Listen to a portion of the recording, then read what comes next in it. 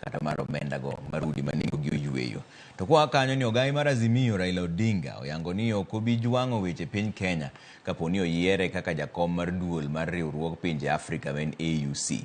Raila oyango magi e twak mare e kinde romo mar keto mwandu kamoro achiel men Homa Bay ka gavana ma Nairobi Johnson Masakaja bendo oyango ni jatend piny Kenya William Ruto osemiyo jo Kenya kwanza chik mondo bati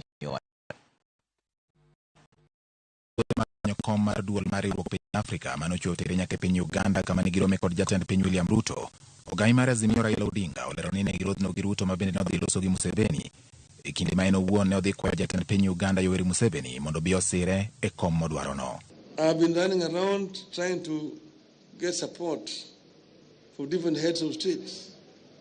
I was with some in Namibia just the other day, and I went to the president of Uganda after I talked to him to go and ask for his support. And then we met there with Mr. Ruto, who had also gone there. So after we talked about my candidature, they talked about the issue of oil among themselves. But I asked for their support, and both of them agreed that they would support me. Raila bendo kon piny Ethiopia en mana dhok gi kendo ko bijwang'o weche ma Kenya kata koyudo lemono ka omako chung' ni gik ma gisechako ka Azimio obiro neno ne otimore maonge dok chien, wach ma osir kod gavana ma Siaya James Orengo. But I'm not going away. Addis Ababa, as Charity said, is only 2 hours away from Nairobi. I'm available. Whenever I'm called, I will answer. I'm ready to work with you people. But what is important is that we must ensure that what we set out to do is achieved and accomplished.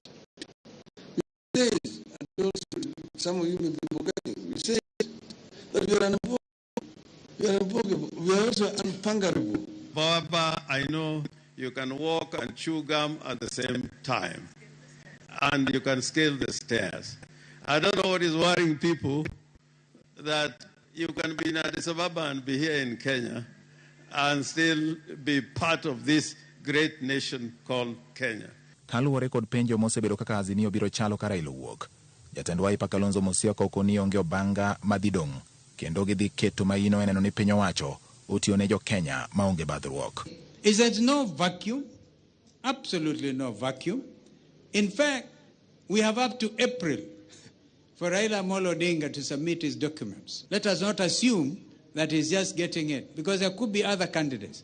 But we believe as a region, we have the best candidate. Kalonzo pako jatend piny William Ruto kum chiwruok mare mar manyo ne Raila sir kowuok kum jotelo mamoko mag pinje Afrika eneno ni Odinga oyudo lemono. Raila Odinga now rises above our partisan politics when it comes to negotiating and defending national interest. Therefore, I congratulate President William Ruto. Magi timore kinde ma gavana ma Nairobi Johnson Sakaja oyango ni jatend piny William Ruto omiyo jokanyo ma Kenya kwanza chik mondo sir Raila Odinga ne lemo mar duol mar riwruok pinje Afrika AUC ka owacho ni kata eno ikore mar wuotho gi Raila e pinje duto mar manyo sir. We have marching orders from His Excellency the President to support your candidature at the AU. You can count on us. Tutatembea na wewe Afrika mzima. Kama unahitaji watu kubeba bag, niko hapa. Kaka odiochienge medo lokore, jotelo ma Thurka nenore ma medo makore kanyakla e siro dwach Raila Odinga ne lemo mar riwruok pinje Afrika. Ka Raila owuon bende osingo ni kata koyudo lemono to pod obiro keto piny Kenya mokwongo. George Bati, Ramogi TV.